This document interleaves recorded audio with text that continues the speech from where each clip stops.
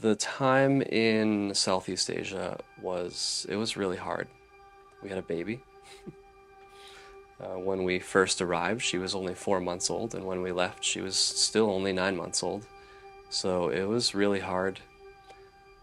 We switched where we were living at least once a month. In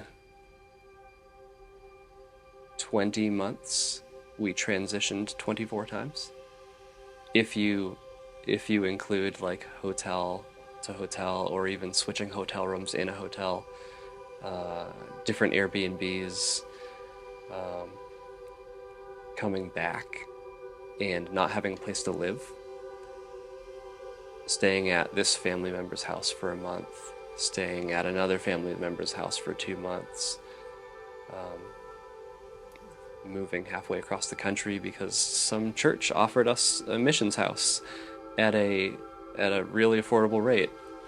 And then one of our financial donors reached out and said, I really feel like God's telling us to give you an extra $500 a month for 5 months. It was the exact amount to the dollar and the exact amount of months that we planned to move there. So that was confirmation to us that God was walking with us through that season. One confirmation out of a number of things. There was one point during that season where we really felt like God was calling us to transition in one direction. And immediately after making that decision and that commitment, we received an anonymous $10,000 donation that cleared the rest of our expected need for the rest of the year. And then once again it shifted, and then again it shifted. And we just really weren't sure what was happening. Also, in the midst of that season, when our daughter was a little over a year old, we unexpectedly found out that we were pregnant with our second. Right after having a conversation saying, if it wasn't in the middle of a pandemic, if we had a job and a car and a place to live, if all of this hadn't happened to us and we were still in our apartment in China, yeah, I think we would want to have another, but not right now. And God said, yes, right now. Without a doubt, God was with us through that season.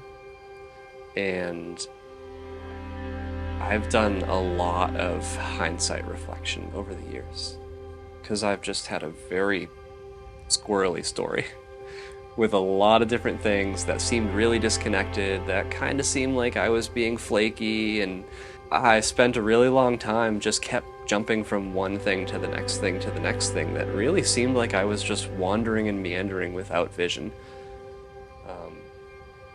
I've done a lot of hindsight reflecting on my life experience, and I have seen time and time again that something that I did, and I wasn't quite sure why I was doing it, and I wasn't quite sure why I had that opportunity at that time, in that place, with those people, I look back and think, there's no way I would be where I am today if it wasn't for that piece, and that piece, and that piece. And honestly, even though that season of COVID, the season that we all experienced in our own way, was really hard for our family because we lost so much. We were internationally displaced, and we just moved from one thing to another thing to another thing. I look back even on that and have to say that God was with us. I have to say that God was moving us from step to step to step, even though all of those stones across the river all looked slippery and dangerous and treacherous and directionless. They were all there with a purpose. Slow down and reflect on the seasons that God has brought you through already, and notice God's hand in guiding you through life. And then from that, trust that even in the season that you're in now, that God is still guiding you to the next thing. Even though you can't see it, even though you might not know what it is, something's coming.